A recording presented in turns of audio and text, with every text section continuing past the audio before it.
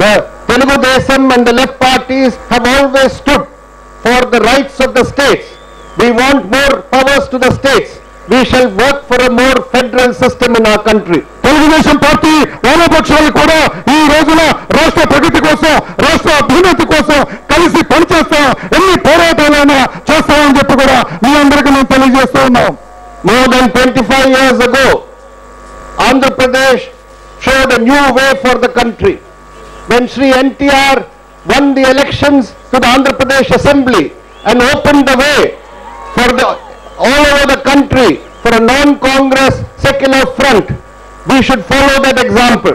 25 సంవత్సరాల క్రితం స్వర్గీయ నందమూరి తారక రామారావు గారు తెలుగుదేశం పార్టీని స్థాపించి 9 నెలల్లోనే తెలుగుదేశం పార్టీ అధికార పీఠంలో కూర్చోబెట్టి నేషనల్ ఫ్రంట్ ప్రభుత్వాన్ని ఏర్పాటు చేసి భారతదేశానికి కాంగ్రెస్ ఏతర ప్రభుత్వాన్ని ఏర్పాటు చేయగలిగిన సత్తా, ఆ దశ దిగ్గజం చేయగలిగిన తెగింపు మాకున్నాయని చెప్పి స్వర్గీయ నందమూరి తారక రామారావు గారు 25 సంవత్సరాల క్రితమే జాతికి తెలియజేశారు. It was due to his efforts and the work he put in that we could by Sri V.P. Singh in 1989. ఆయన శ్రమ, ఆయన పట్టుదల, ఆయన దీక్ష, ఆయన కుంఠిత దీక్షతోటి విపి సింగ్ గారు మన నేషనల్ ఫ్రంట్ ప్రభుత్వాన్ని ఏర్పాటు జరిగింది. నందమూరి తారక రామారావు గారికి దక్కుతుందని చెప్పి కూడా మీ అందరికీ తెలియజేస్తూ ఉన్నా. Today Chandrababu Naidu Garu is following the same path and we will all work together to achieve success in these elections. ఈ రోజున స్వర్గీయ నందమూరి తారక రామారావు గారు దారిలోనే, ఆ బాటలోనే మన ప్రీతమ నేత నారా చంద్రబాబు నాయుడు గారు కూడా పయనిస్తూ ఉన్నారు. ఈ రోజున రాష్ట్ర ప్రగతి కోసం, దేశ ప్రగతి కోసం అని చెప్పి కూడా మీ అందరికీ నేను తెలియజేస్తూ ఉన్నా.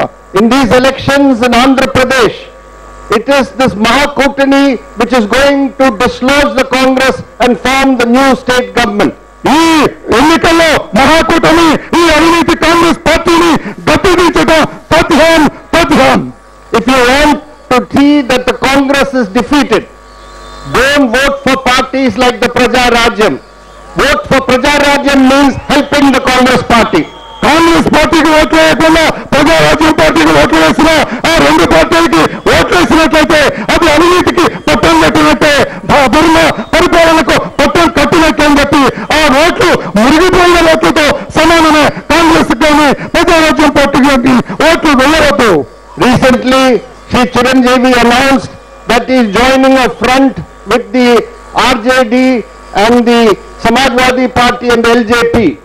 He does not know, is it, that they have already declared that they will be with the Congress after the elections and they want Dr. Manmohan Singh as the Prime Minister. So he joined a front which is working to bring back the Congress. Congress పార్టీని మళ్ళా అధికారంలోకి తీసుకురావడం కోసం కొన్ని పార్టీలు ప్రయత్నం చేస్తూ ఉన్నాయి. కానీ అది కల్లా, అది జరగదు అని చెప్పి కూడా మీ అందరికీ నేను తెలియజేస్తూ ఉన్నా. Today, as we conclude our election campaign, I appeal to you all so that on the 23rd of this month you will seal the fate of the Congress party and bring the Mahakutani to success so that under the leadership of Sri Chandrababu Naidu a new government can be formed in Andhra Pradesh. Thank you very much. ఈ ఎన్నికల ముగింపు సమావేశం ఈ రోజు జరుగుతోంది. రేపు 23వ తారీఖున జరగబోయే ఎన్నికల్లో మీరందరూ కూడా మహాకూటమికి, తెలుగుదేశం పార్టీకి ఓట్లు వేసి గెలిపించి ఈ అవినీతి కాంగ్రెస్ పార్టీలో ఈ రాష్ట్రం నుంచి తరిమి కొట్టండి.